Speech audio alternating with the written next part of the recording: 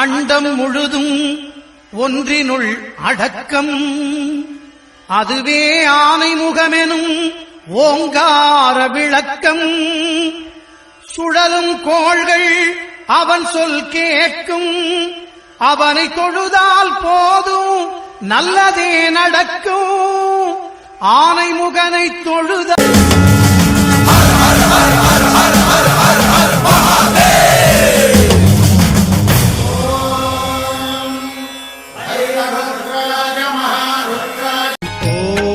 शनैश्चराय नमः. ॐ शनैश्चराय नमः. ॐ शनैश्चराय नमः.